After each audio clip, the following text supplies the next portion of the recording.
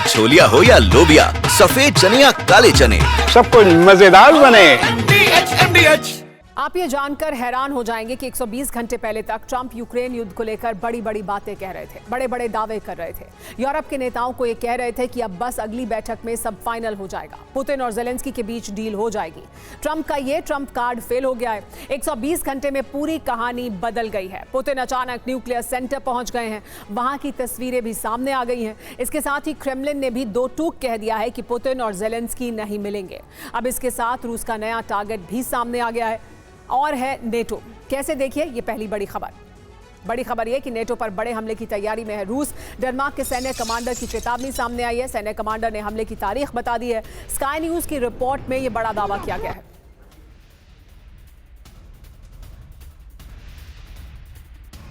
तो देखिए किस तरह से ये जानकारी मिल रही है कि स्काई न्यूज की रिपोर्ट के हवाले से दावा किया जा रहा है कि सैन्य कमांडर ने हमले की तारीख तक बता दी है। डेनमार्क के सैन्य कमांडर ने चेतावनी जाहिर की है कि नेटो पर बड़े हमले की तैयारी कर रहा है रूस, और ये कोई और नहीं बल्कि डेनमार्क के बड़े अधिकारी कह रहे हैं। तो नेटो पर हमला करेंगे क्या पुतिन, ये बड़ा सवाल है।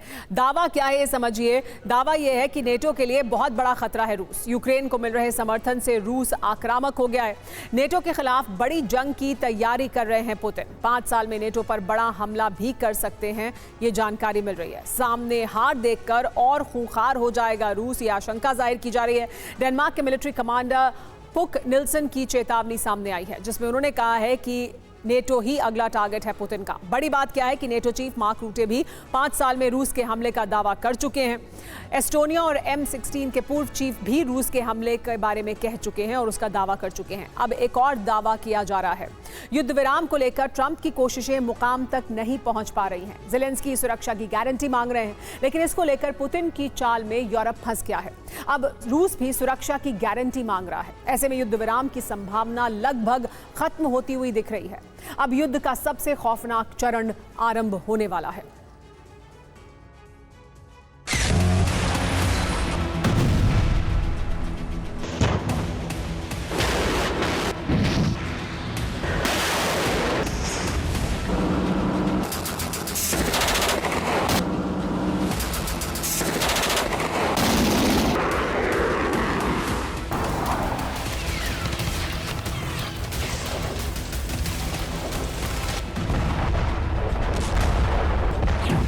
काला सागर फिर धधक उठा है।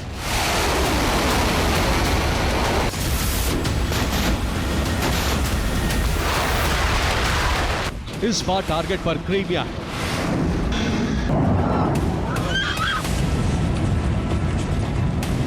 Что происходит? और हमले यूक्रेन कर रहा है। ओडेसा से ताबड़तोड़ ड्रोन दागे जा रहे हैं।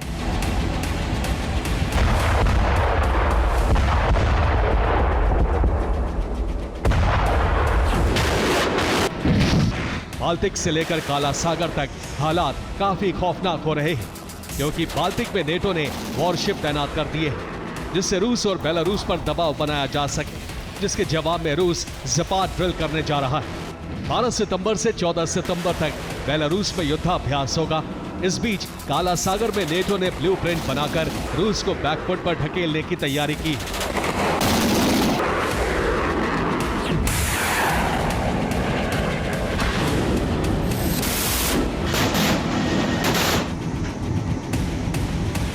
और कर्च ब्रिज से गुजर रही ट्रेन पर हमला करके यूक्रेन ने संकेत दे दिए हैं कि अब क्रीमिया को वो हर हाल में वापस लेना चाहता है। –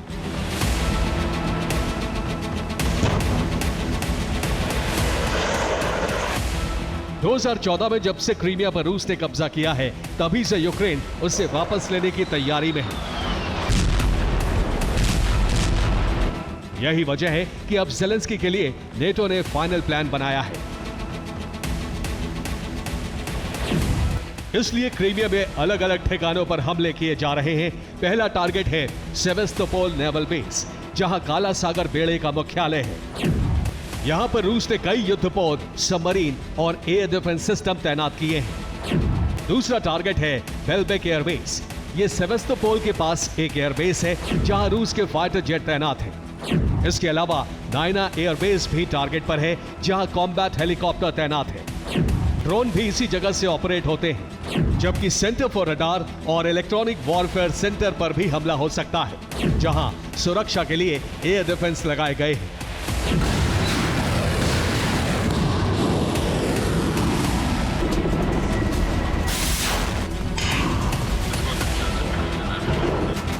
सिर्फ इतना ही नहीं, काला सागर में ब्रिटेन ने अपनी फ्रिगेट और डिस्ट्रॉयर भी भेजे हैं, जो यूक्रेन की मदद कर रहे हैं, जबकि यूक्रेन ने काला सागर के लिए स्पेशल फोर्स तैयार की है, जिसने पिछले वक्त में कई बार हमले किए हैं।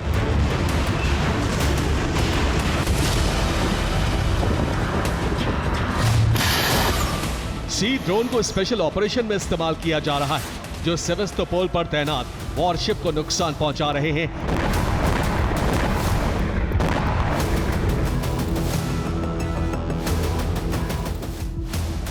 लेकिन यूक्रेन अब बड़े हमले करने की तैयारी में है, जिससे एयर और नेवल स्ट्राइक एक साथ करके क्रीमिया पर फिर से यूक्रेनी फ्लैग लहराया जा सके।